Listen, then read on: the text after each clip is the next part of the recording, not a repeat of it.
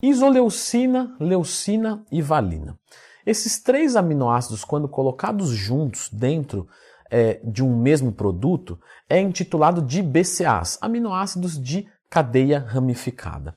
É um suplemento que tem muita, vamos colocar, polêmica no mundo da maromba, mas só a polêmica onde não há instrução e verdades acadêmicas. Portanto, é muito simples vir falar do BCA quando você estuda o BCA. E é muito fácil você enrolar alguém que nunca estudou BCA. Mas agora você, aí na sua casa, até o final desse vídeo, vai ter certeza do que é o BCA, onde ele é útil, porque ele tem utilizações que são bem-vindas, se vale a pena ou não suplementar com o BCA, se conseguimos através da alimentação, qual a dosagem correta para que haja um impacto e etc. Tudo no vídeo de hoje, então já começa aí clicando no gostei e se inscrevendo no canal, porque hoje é tudo sobre BCAAs. Pois bem, vamos começar do começo. Quando a gente vai analisar um aminoácido, a gente tem que partir do pressuposto que a gente já sabe o que é.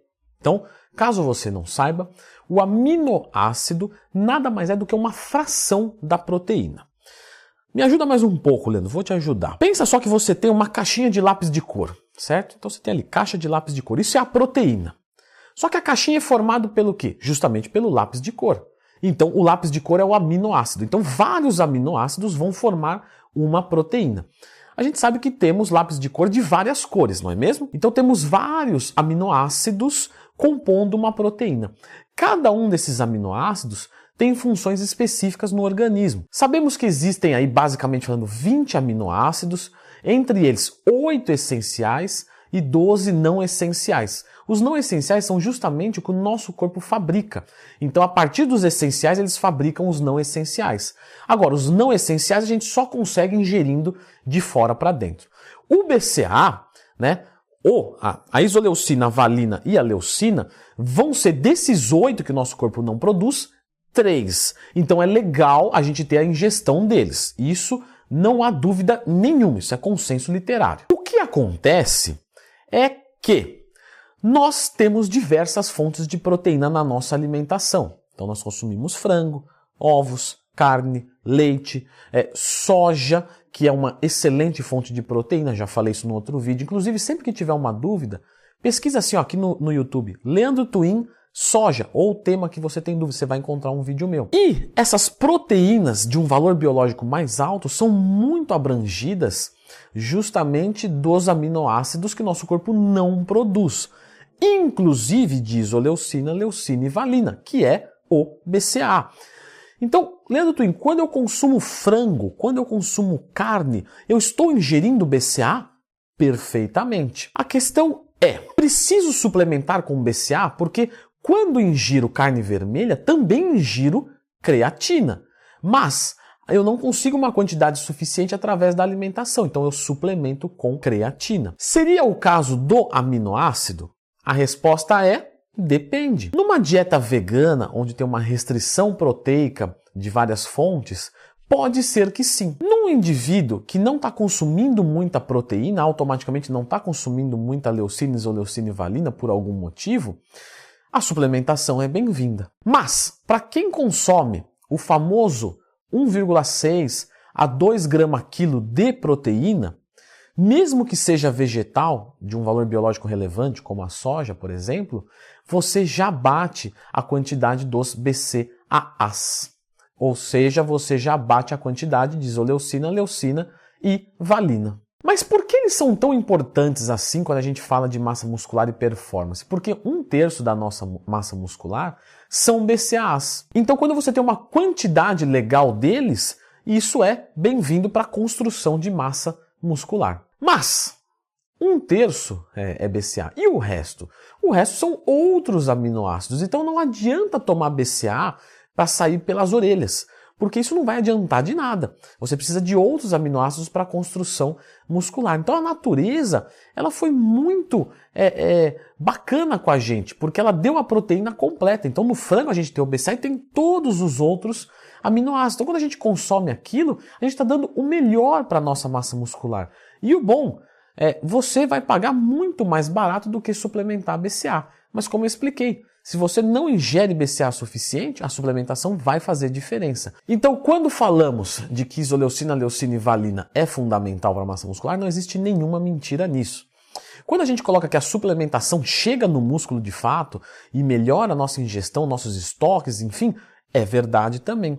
O que não te falam é que não é necessário, porque você bate isso com alimentação de uma forma muito simples. E você consumir doses maiores de BCA não implicaria num ganho de performance nesse caso. Há pessoas que vão dizer que quando começaram a tomar BCA, diminuíram as suas dores, melhoraram a sua recuperação, e tudo isso pode ser verdade, porque justamente ela pode ter uma quantidade insuficiente de ingestão, e ela corrigiu isso com BCA. Mas se ela corrigisse isso com estratégias nutricionais, também daria no mesmo. Portanto, é muito mais negócio, se você não bate a sua proteína do dia, não investir em BCAAs, que é bastante caro, e sim investir numa proteína, como por exemplo um whey protein, né? Não consigo comer frango, não me dou bem e tal. Investe no whey. Você vai bater os BCAAs, que ali já tem BCAAs, e outros aminoácidos. E essa é basicamente sempre a recomendação que eu deixo para os meus alunos. Inclusive, como faz para ser seu aluno? Lentwin.com.br. Descontinue o uso do BCA e bata a sua proteína ou com alimentos, ou se você achar que tem a necessidade, com suplementos. Ah, Leandro, mas o BCA ele já vem quebrado, hidrolisado, pré-digerido, né? E isso pode ser útil em algum instante. E isso é verdade. Então, para quem gosta de fazer um treinamento sem ativar o processo digestivo, eu, por exemplo, eu faço a utilização dos BCAAs como pré-treino. Por quê? Porque eu vou nutrir a minha corrente sanguínea, banhar ela com aminoácidos, sem ativar o processo digestivo do estômago, que automaticamente ativa o sistema nervoso parasimpático. Então, quando a gente come, você sente que a sua energia cai um pouco. Depois que o processo digestivo fica tranquilo, volta. Então, se você come, aguarda e vai treinar, beleza, performance. Agora, se o tempo é muito curto, você pode fazer o uso de um composto de aminoácidos, que aí pode ser BCA, pode ser amino, pode ser whey hidrolisado, e treinar na sequência. Então, nesse caso, pode ser legal. O que acontece é que o custo-benefício se torna inviável, porque um indivíduo vai precisar ali de 20, 30 gramas de BCA para começar a ter alguma relevância na hora de banhar a corrente sanguínea. E aí você vai perceber de que 20, 30 gramas, Leandro, mas as cápsulas vêm 500 miligramas, isso dá 40, 60 cápsulas. Exatamente. Então se torna altamente inviável. Ah, mas e o BCA em pó? Mesmo assim ele vai sair muito caro. Hoje em dia você não vai pagar muito menos do que R$200 no quilo do BCA. Se você pega uma outra proteína, você vai pagar muito menos. Como por exemplo um whey protein, você vai pagar R$80. Então tem uma grande diferença de fato. Ele evita a perda de massa muscular durante o treinamento? Ele evita, assim como outras fontes de proteína. Ele acelera a recuperação, assim como outras fontes de proteína. Agora, ele reduz a sensação de cansaço, aqui é legal, aqui a gente começa a bater na tecla onde o BCA pode ser interessante. Sim, por quê? Porque a valina, ela disputa receptor com o L-triptofano. Então nós temos um sítio aqui. O L-triptofano, que é liberado com esforço físico, vem e se liga, e o L-triptofano é precursor de hormônios de relaxamento. Então é por isso que você vem entrando em fadiga. Se você ocupa o receptor com a valina, você deixa o triptofano ali boiando e você retarda o processo de sensação de fadiga. E é daí que vem que o BCA dá energia e tal. Na verdade, o BCA não dá energia. E tão pouco disposição. Ele só reduz a sensação de fadiga. Só que com um custo muito alto, o que torna absolutamente inviável. Porque antes disso, você pode gastar com cafeína, com pré-treino, com cardarine, que apesar de ser super caro, ainda vai ser muito mais eficiente. Já que o efeito do BCA é bem mais baixo do que, por exemplo, da cafeína. E a cafeína é muito mais barata do que o BCA. Agora, temos aplicações que podem ser bem-vindas.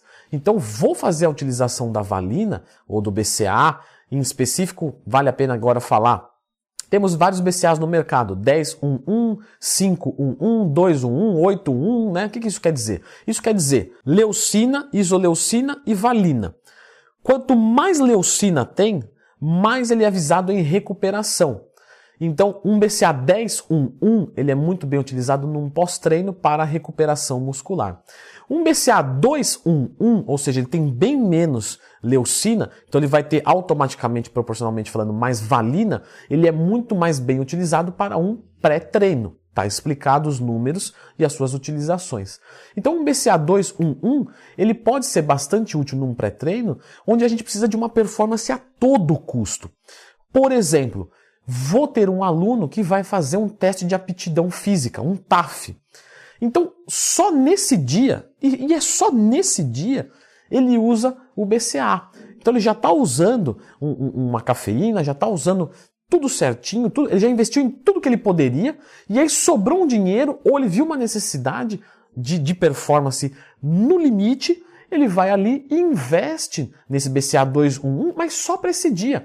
Vai ali, manda seus 30, 40 gramas de BCA, vai para o TAF, rende um golinho a mais, mas que pode ser fator determinante para ele. E acaba que sai barato, apesar de um investimento caro. Porque aí ele entrou para a academia que ele gostaria, né, de polícia, sei lá, para o resto da vida. Então aqui é justificável. Leandro, o BCA emagrece? Não, o BCA não emagrece, tá? Claro, a manutenção da massa muscular, a saúde da miofibrila é sensacional, é sempre bem-vindo.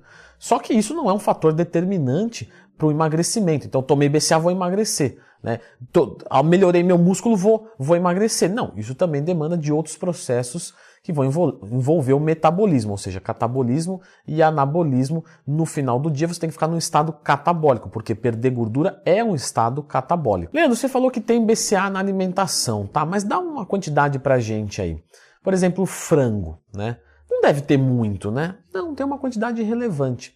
Em 100 gramas de frango, você vai encontrar mais ou menos entre 3,5 e 4 gramas do BCA. Basta você analisar o aminograma de cada alimento que você vai perceber a presença. Numa dose de whey, normalmente é encontrado algo um pouco acima disso, 4, 5 gramas, o que é extremamente bem-vindo. Então quer dizer, Leandro, que se eu tenho que consumir mais ou menos 30 gramas de BCA, 20 gramas de BCA por dia, né? Certo. Se eu for consumir, eu desconto o que eu já ingiro? Não. A suplementação ela vem realmente de uma forma a mais. Se eu for utilizar, Leandro, dessa forma que você colocou para melhorar a performance, eu uso mais ou menos quanto tempo antes da atividade física? Mais ou menos de 30 a 15 minutos antes da atividade física, porque ele não tem processo digestivo. Então ele já cai na corrente sanguínea e tudo certinho. Se eu for utilizar no pós-treino, eu vou utilizar logo depois. Terminei, já mando ele junto com outros complementos de shake se você estiver utilizando, que não tem uma necessária obrigação. Existem efeitos colaterais do BCA onde algum grupo seja limitado de utilizar? Não, certo? Obviamente o excesso de proteína é ruim, o excesso de ingestão de aminoácidos também é ruim. Então, claro, você não vai consumir 300 gramas de BCA pesando 50 quilos. Isso, né, não vai ser legal para a tua saúde. Agora, respeitando as quantidades adequadas de ingestão de proteínas, você pode consumir sem problemas. Qualquer grupo aqui vai muito bem. Inclusive bariátricos que têm um processo digestivo prejudicado. Tem alguns estudos mostrando uma correlação do BCA com aumento de testosterona. Mas, pessoal, isso é muito irrelevante. Isso não faz diferença nenhuma. Você não vai aumentar sua testosterona consumindo BCAAs. Outro estudo mostrou que a utilização da leucina, que está presente no BCA, ela foi determinante para um grande ganho de massa muscular num grupo de estudos. Não, também não, tá? Isso não acontece. Você colocar a leucina por si só, isso realmente não faz diferença. Ah, Leandro, mas a leucina aumenta a síntese proteica. Isso. Assim como todo aminoácido também aumenta a síntese proteica. Empiricamente, Leandro, na prática, observando a sua própria utilização, os dos seus alunos, é algo que vale a pena investir?